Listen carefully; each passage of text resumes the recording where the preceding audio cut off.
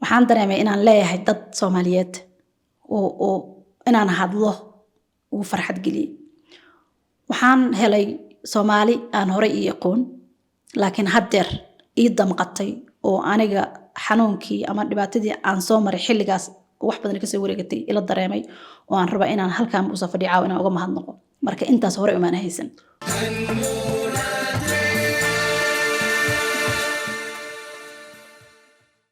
السلام عليكم مقياري halkani waa hanolaato aniguna waa yaan la Xuseen Cabdi sidaad la socotaan waxa jiray waraysi taxana ahaa oo aan hore uga qaadnay Xanaan Shidane oo ahayd gabar wariye ah taasi oo abuurtay saameyn xoog leh oo markay timaado bulshada Soomaalidu ay ku kala qaybsameen arintaas waxay kamid ahayd waxyaabaha aan doonaynay bal in la arko ama la maqlo codka dadka Soomaaliyeed siday u kala duwan yihiin sidaa darteedna hanolaato waxay u taagan tahay inay fursad siiso cid kasta oo danaynaysa inay ka dawoodo dhibaatooyinkii soo maray taasi oo qayb ka ah halka ummadda Soomaalida Xanaan Shidane ayaan ka helay Nairobi oo ay ku sugan tahay waxaan rabaa bal inaan wax ka weydiiyo falcelinta ka dhalatay waraysiga ay bixisay iyo saameynta uu yeeshay waxaan kaloo wax ka weydiin doonaa waxa ay doonayso mustaqbalka inay samayso mar haddii hadda ay ka mid tahay dadka codkooda tabiyay ee dadka la hadlay Xanaan soo dhaw aad ugu faraxsanahay inaad barnaamijka mar kale isku aragno xanaantii hore ma tiid maanta xanaan waxa leeyahay wax degada noqotay warka soo dhaw aad baad u mahadsantahay walaalkay hanolaato ayaan horta u mahadnaqayaa marka hore dabcan ayaan waa adiguna waxa tahay ayaan la cabdi oo aan ku leeyahay mahadsantahay walaalkay horta in muddo ayaan ismoogna hadii si loo fiiriyo markii waraysigu baxay laakiin waraysigaas iyo Xanaan Shidane nolosheedii ay ka sheekaysay iyo dadka Soomaaliyeed sida ay u arkeen ayaan hadda aan maanta halkan u soo fariistay aad u mahadsantahay Xanaan waxaan xusuustaa markii barnaamijku socday oo waraysigan sii daynay inaan mar walba kula soo hadlayaan kula xaaladaada ka waran maxaa iska bedelay anoo qiimeynaya barasharka ku haysta iyo cadaadiska ku saaran bal in wax iska ka bedelaan in kare laakiin waxa la yaab ay ugu noqotay inaad ku adkaysato inaad mar walba xalqada xigtaan sii dayno iyadoo waliba xalqooyinka qaar ay qoyskaaga iyo qaraabadaada ka xumaadeen horta ayaan law aad u mahadsantahay laakiin aboowe inaad horta aad iga war hayso tiraahdo Xanaanay abaayo see xalkaagu yahay ama muxuu ahay barnaamijkii asaas wax ka noqdeen maxaan ka yeeli karaa horta waad ku mahadsaneed sababtuna waxay ahayd aniguna waxaan ahaa qofkii waraysiga bixiyay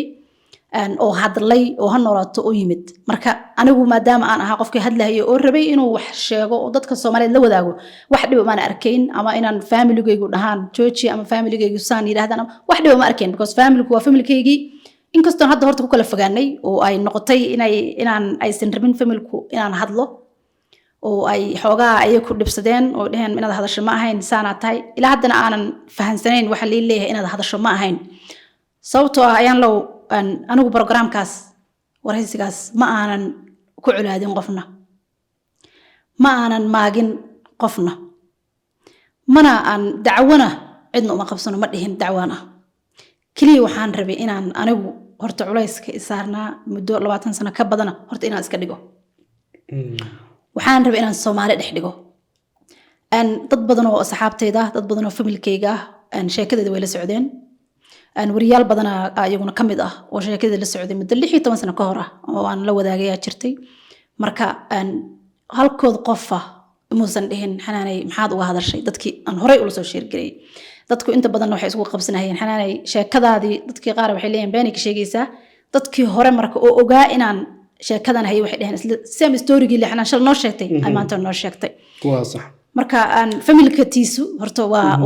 waa gooriyo iyagoo og ayay rabeen gabadhooda inay hadasho maysan rabeen laakiin gabadhu waa gabar dhib soo martay rabtana inay heerida iska qaato waxaan ogahay markaad aan barnaamij ka wada hadlaynay inkastoo muddo ay socotay sheekadeena oo barnaamijkan ka duubay inaan ku dhahay diyaar ma tahay ma diyaar garowday oo ma laga yaabaa culays kale inuu soo fuulo dhibaato kale ku keento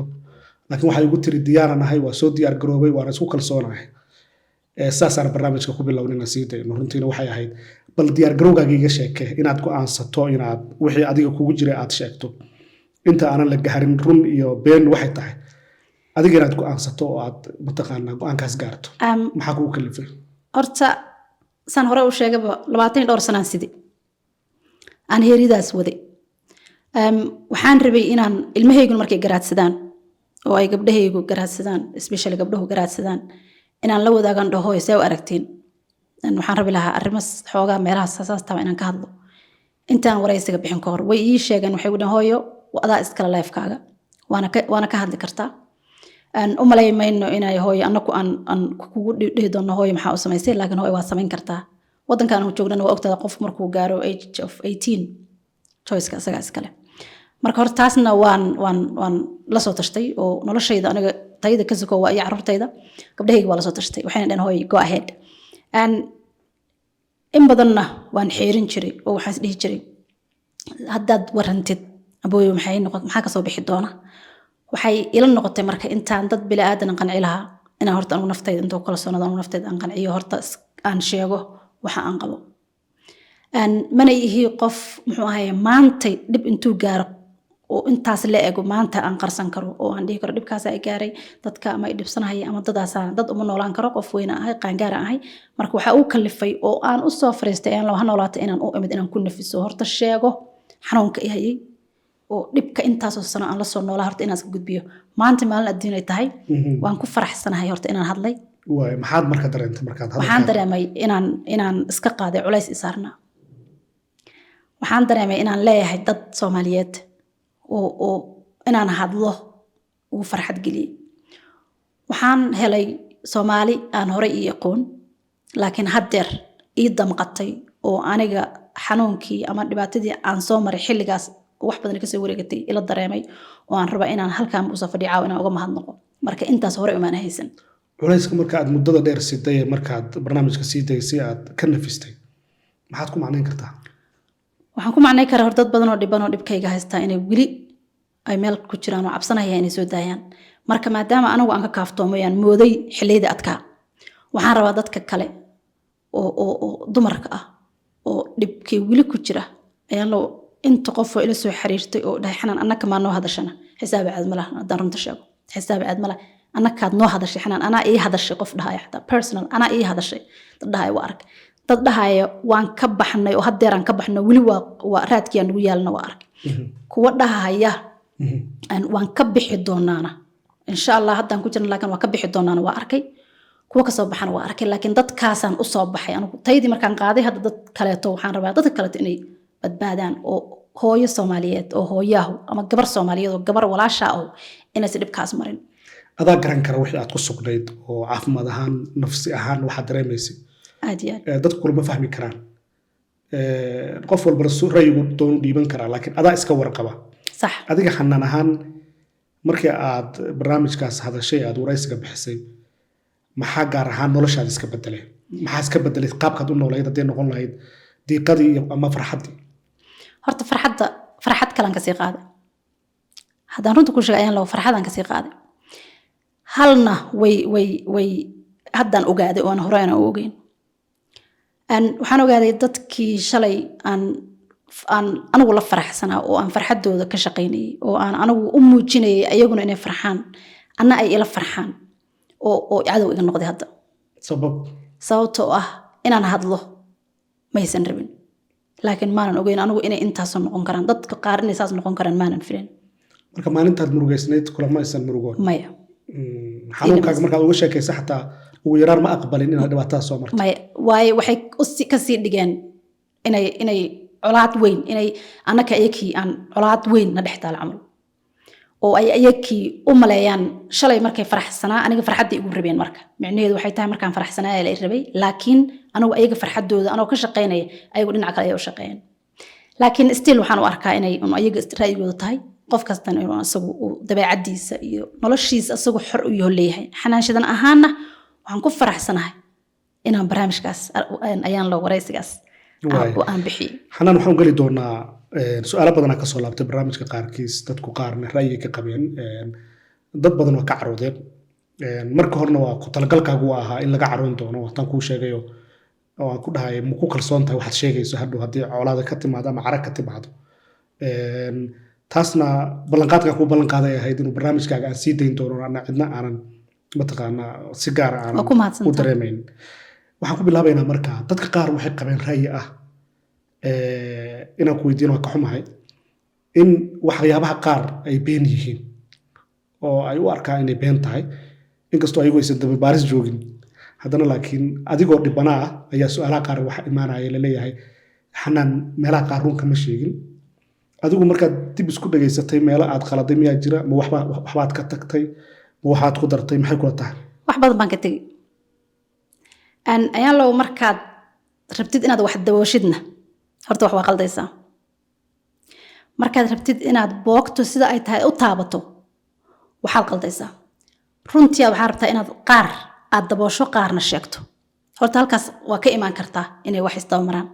realitygana haddaan sheego oo aan cidna actually haddeer aan aniguna ku qancinayn ilaahay iyo aniguna aan isku ognahay intaan qariyaa ka badan oo aan daboolay oo aan wax badanna ka xeeriyo aan isiri at least xanaanay aan hadda maanta adigu hadasho oo dhibaato ka badan tii adigu soo mar dad kale ku dhacdo ma wanaagsanaanayso ama colaadu ay ka sii dhalato ma wanaagsanaanayso marka waxaan isku dayay inaan dadka sababtaan magacyada u qarina xataa kamid ah dadka magac anigu aan sheegay ilaa hadda programkayga kuma shirin waxaan magac u qariyay saasay ahayd laakiin qabiilada dada qabiilkooda sheegtay qabiilka waxaan u sheegay qabiilka anigu uma doorin inaan abo anigu kayga ma dooran qabiilkaasaa tahay layiri maalinkan garaasida waxaa lagu yiri qabiil hablaad tahay qabiil habladkiyo dad qabiil kale culaadinahayaanna aniga is nothing to do with me because aniga qabiilka ma dooran ninka ama nolosha aan wadaagnay ama nimanka aan nolosha wadaagnayna anigu qabiilka yihiin ayakana umaana doorin aniguna qabiil ahaan kumaan dooranay shaqsiyan aan isku doorano shaqsiyan aan wax isugu darsanay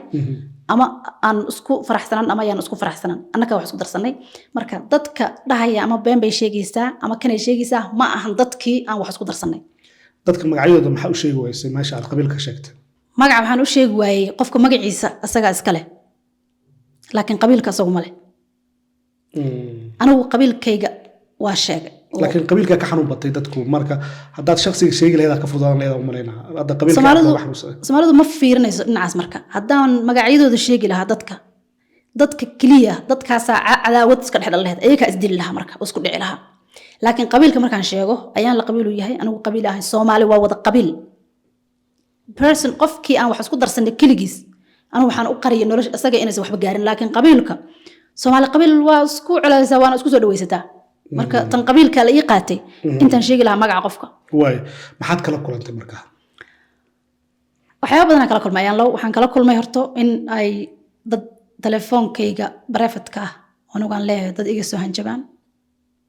inay dad isoo habaaraan inay dad iga soo caayaan in aan guriga aan deganahay anigu aan dad weer u yimaadaan oo ay dagaal u yimaadaan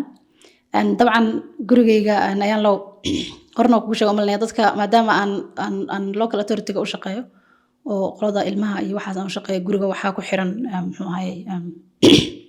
waxyaabaa la yiraahdo like safeguard oo guryaha gooniya looga warqabhaya haddii ay problem ama ka dhaco ama booliska wacdi guriga gargaar degdeg ahaan dadaa loo soo diraya ciyow soo ogaada meeshaas wixii ka dhacay because waxaa la dhihi karaa ama dadaa soo weeraray oo familykii ilmaha iyo wax saasaa ka imaan kara dhinaca dowladda marka saas daraadeed waa suurtoobeysa in guriga ay soo gudbaan ama dabaqa ay soo dhaafaan oo dadka dariska ah ay weydiiyeen guriga aan dadka meesha ka deganahay waxaa lagu yiri anaka ilaa is sheegtiin idima gudbi karno guriga ay meesha ay ka degan tahay gabadhaas aad sheegaysiin marka inay ku yimaadaan Remember inay yimaadaan ha marka Soomaalida carada marka hore ay caradaas qofka u xanaaqo wuxuu rabo sameeyaa Soomaali wax qarraba waa reaction-ka ay hore ka sameynayaan haddii laakiin fikir lahaayeen laba mar inta fariisto qofka uu fikiro kii hor wax ka badan oo soo bixi lahaa laakiin ma dhicin ayakuna horta alxamdulillah wax dhiba imaysa geysan oo maysan maysa suurto gelin wixii ay rabeenba dad badan oo muxuu ahay oo niman iyo dumarba isugu jiraan way jiraan oo ii soo dhaartay laakiin dabcan dadku inta badan waxay soo ogeen wadan sharci markaa joogto qof mu dhaaran karo waa waxyaabaha oo qofku dambi ku geli karo marka taasna wax weyn xataa anigu ma arko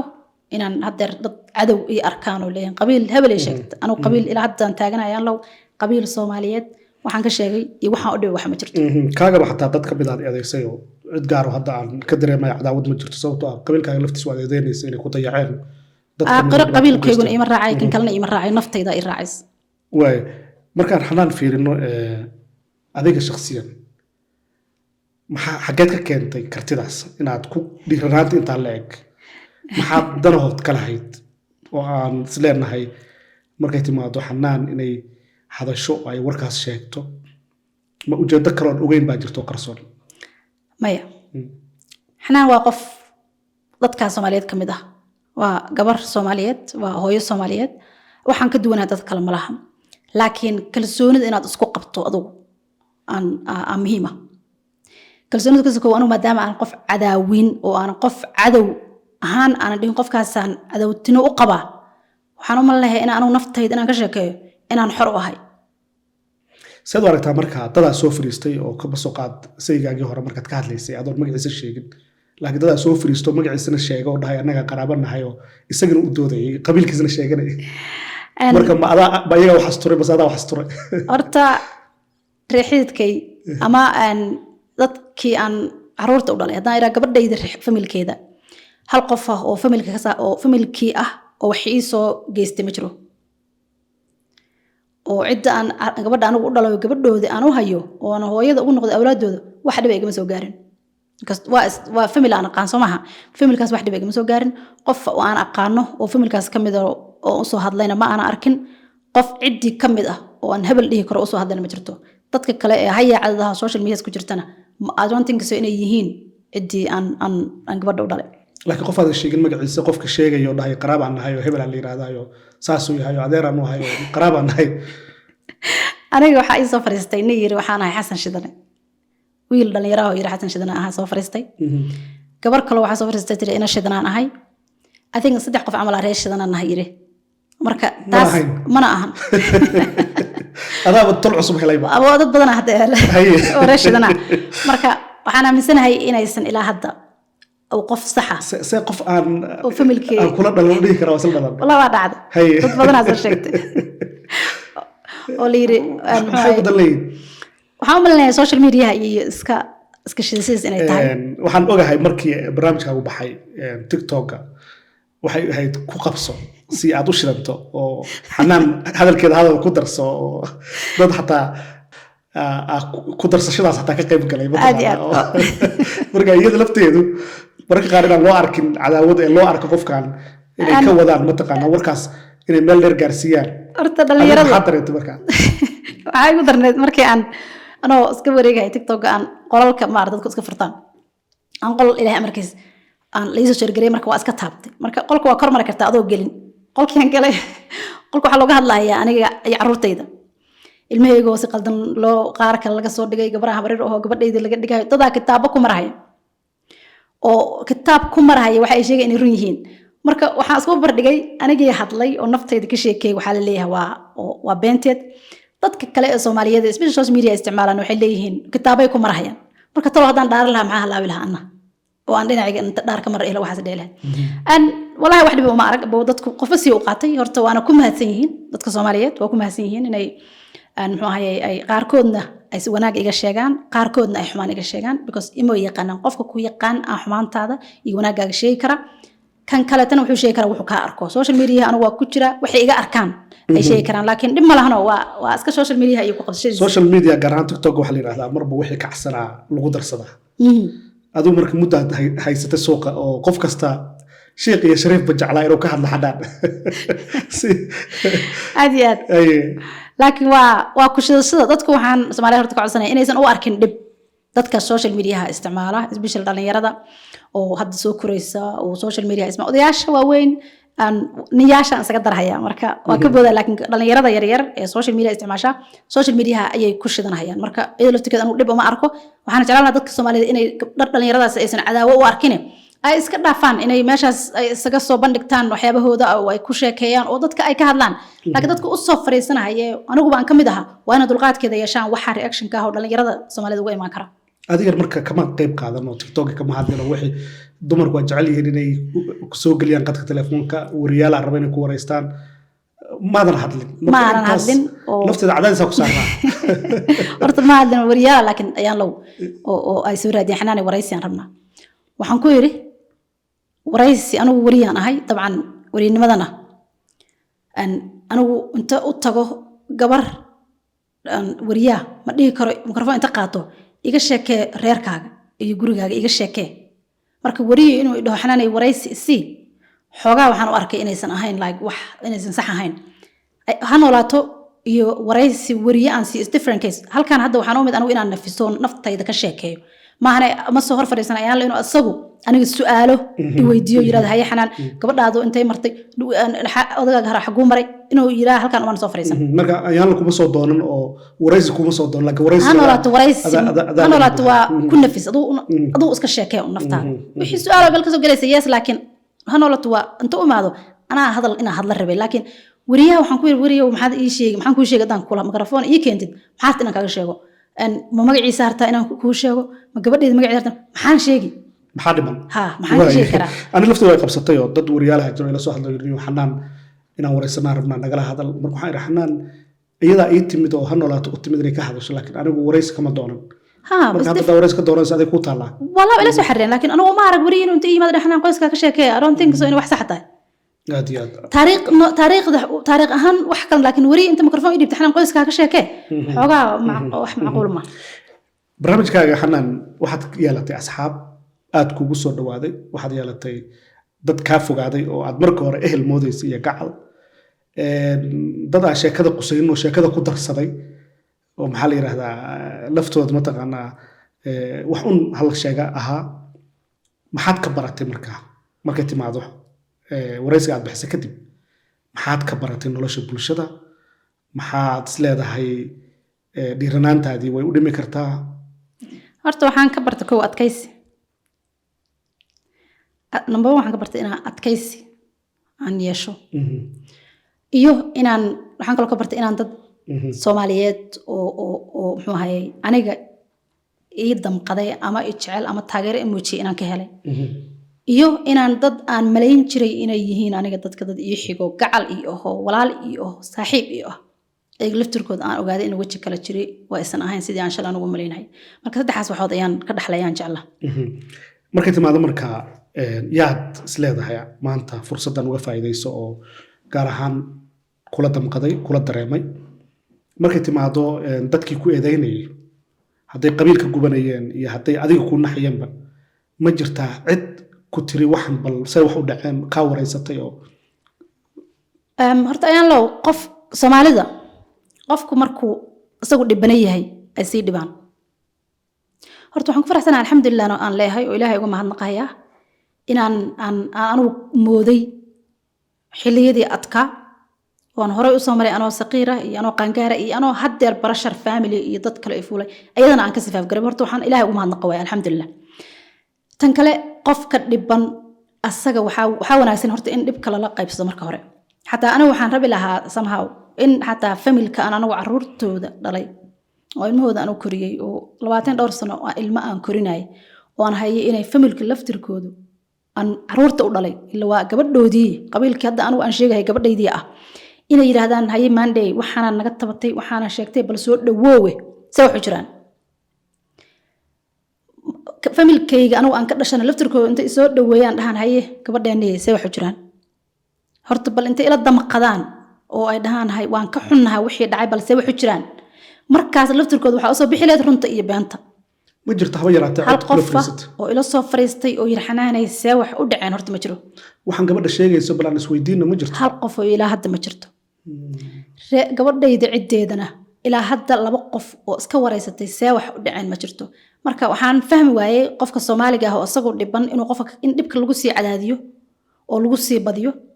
oo qof kasta asagu tiisa fiirsado dhaho say wiilkeena ama gabadheena ama qabiilkeena u sheegi karta qabiilku waa kaan ku hoos nool laakiin aan ku hoos dhibanahay qabiilada Soomaaliyeed aniga ima kala sokeeyaan oo ilmahayga iyo anigu kaan ka dhashay ima kala sokeeyaan waa inaan isku mid ay ahaadaan marka waxaan fahmi waayay inaan hal qof inta Google iyo dhigo dhahay adeer iyo abti iyo habar yar gabadheena ay soo dhawoowe balse wax jiraan intaan saasii waxaan helay cadawtinimo in la ii soo dhaarto in familkii laftirkiisa barashar iga yimaado oo la dhaho maxaa saan u sheegtay maxaa kale xataa in dad ii soo dhartayna waa ku dilaynaa oo dad aan aqaan oo gacal shalay ii ahaa gacalnimadana anigu aan keensaday anigu aan stiil u muujinahay gacalnimada mana u muujin nacayb ilaa haddaan taagana anigu qof familkayga ama Soomaaliyahan maanta halkaasna fadhiya aan ku dhigi karaa yalla waa nabcaha ama colaada aan qaba horta ma jiro laakiin waxaa wanaagsan qofka horta markuu dhiban yahay ama wax sheegto run iyo beenba horta soo fariisiyo inta koobsha u shubtay wax u jiraan dheh sana waxu jiraan haye sana waa ku qaldanta Monday sana waa ku saxan tahay hal dho laakiin luma dhahayo adiga yaa lagu sii cuburinaa adiga yaa problem lagu sii siyaadinaa laakiin waxaan ku faraxsanahay aanan ilaahayna ugu mahadnaqaya inaan kuwii hore ka adkaana soo mooday kana hadda aan mooday oo aan wax weyn boos ila ahayn dadka cadowtinimada ii qaado cadow isku maleeya inay iyagu somehow aan cadowgooda ahana qabiilka Soomaaliyeed anigu midaan doortay ma ay mid aan u choose garay midna shakhsiyanka kaliya oo maanta anigu aan rabi lahaa inuu soo hor fariistano oo ilaa hadda aan leeyahay oreysi horna aan ku iri waa dadka aan wax isku darsanay waa shakhsiga aan wax isku darsanay ayaloo aan kugu daray guri qolkan xiran hal qof oo ogaan karo qofka ku jira aan ahayn ma jirto iyo Ilaahiis familiadayda anigu aan ka dhashay oo banaankay naga joogeen halkood qof ma dhihi karo xanaan saas ku noolad iyo saan ku noolad reexididkay laftirkoodu ma dhihi karaan gabadheena saan ku noolad iyo saan albaabkaas xiran cidna ma oga adiga iyo Ilaahaga iyo qofka Ilaah wax kugu daro waayo waa gabagabaynayna xanaan wixii soo martay waa soo martay barnaamijkaaga waa daysay col iyo sukay way ku abuurtay inta badanna waxaan dhiirigelinaa qofku markuu nafiso daweynta qabiilka waxa ka muhiimsan daweynta qofka tuu dawaabo dadku waa dawaabayaan aad iyo aad adiga maadaama aad caafimaad dareentay oo astiri wixii kugu jirana waa sii daysay cidna aad colaad u qabtay aysan jirin ma cafisay dadkoo dhan mase jiraa qof aad is leedahay waa fiicnaan lahayd inaad si gaar u cafiso horta dadka Soomaaliyeed inta wanaajisay oo ila damqatay anoo marka ku celinay mar kale inaan mahadnaqo aad u mahadsan yihiin especially dadka aan tiimamka nahay ee aan isla shaqeyno oo inta badan aan ku wada jirno ama haday noqoto shaqaalaha aan muxuu ahay wasaaradda aan ka shaqeeyo ama ay noqoto wariyaasha kale ee aan ku halka qabiil ku wada nahay wariinimada ahna horta kuwaas waxaan leeyahay mahadsantiin dhamaantood way garab istaageen Soomaaliyeed waxaan leeyahay mahadsantiin dhamaantiin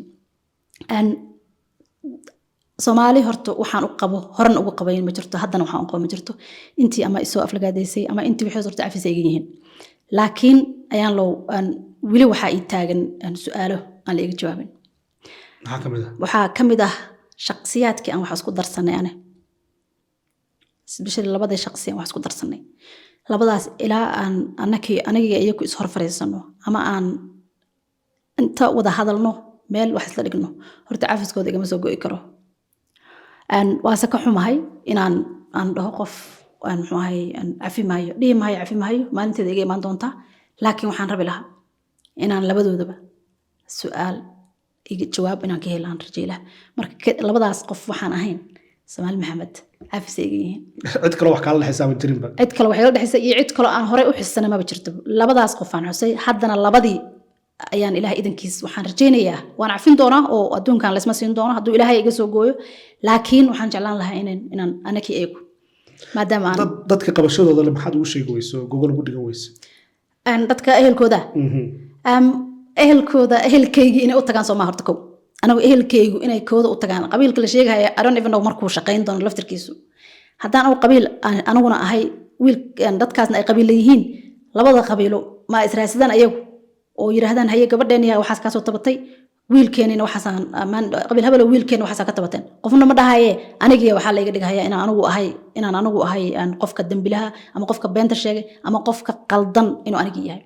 marka dabcan familkaygu u banaan tahay hadii ay horta hore uma sameyn oo ma jiro qof yiri aan wada hadalno dadkaas waxaan si fahmi waayay oo ilaa hadda aan fahmin ayaan waxay tahay awlaad anigu aan dhalay biritoole wala gogol fariisanayo Soomaa yaa gogol fariisan doona qabiilkii gabdhahay ka dhasheen iyo anagu kay ka isma hori doonaane soo ma wanaagsanaan lahayn inay haddeerba inta is hor fariistaan yiraahdana see wax u xalina laakiin ma hayo ma arag laakiin waxaan rajaynayaa inay iga laftirkooda intaas ay gartaan aad iyo aad u mahadsantahay xanaan shidane maxaad ku dari leedahay isleedahay ayaan loo waxaan ku dari lahaa horta xanaan shidane taariikhdeeda maadaama dadka la wadaagtay halkan kuma ekaan doonto waxaan kasoo hawshiis ku jiraa buugaag inaan ka qoro sheekada ha noolaato intay ahaydna way kasii badanaysaa waa markaad buug qorayso oo aad markaad hor fadhiso kaamera waa kala duwan tahay marka wixii aad qariso waad sheegi doontaa qoraalka wax badan oo cadeymahooda wata oo muxuu ahaayay ay ku lifaaqan yihiin hawlo badan ama arrimo badan oo anigu aan goobjoog u ahaa ama aan soo arkay ama oo ilaa haddana aan cadeymahoodii ka haysto ayaan buugaagta kusoo bandhigi doonaa ilaa idinkiis oo waxayna ku bixi doonaa luuqado badan marka waxaan rajaynayaa inaad dad badan horta badbaadiso dad badan ay cadaalad ku helaan أنا وانتيد الرب بان كهيل دون إلهي دنك aad iyo aad u mahadsantahay xanaan shidana ayay ahayd oo barnaamijkan qaybtan martin ugu ahayd waxay ahayd qayb aan ku ogaanaynay nuxurka marka la sheego wixii ka soo baxay waraysyada ay bixisay oo saameyn weyn yeeshay markay timaado dareenka bulshada Soomaalida waad ku mahadsantihiin daawashada barnaamijkan dhammaantiin waxaan leenahay waad ku mahadsantihiin marka labaad iyo mar saddexaadba waxay noo madalaado Allah uu dilo ogolaado wixii ra'yi inaad qaybta hoose commentiga aad ku reebtaan intaanu mar kale kulmi doono nabadgelyo wassalaamu calaykum waraxmatullaahi wabarakaatu xanaan aad iyo aad u mahadsantahay mahadsanid ayaan leh si aad mar walba u hesho barnaamijyada ka baahan noolaato oo dhammaystiran waxaad u baahan tahay inaad rukumato ama subscriber ka noqoto barta YouTube-ka adiga oo markiiba heli doono barnaamijka markii aan soo gelino waad ku mahadsan tahay ku xirnaanshaha ha noolaato taageeradiinu wax weyn bay noo tahay mahadsanid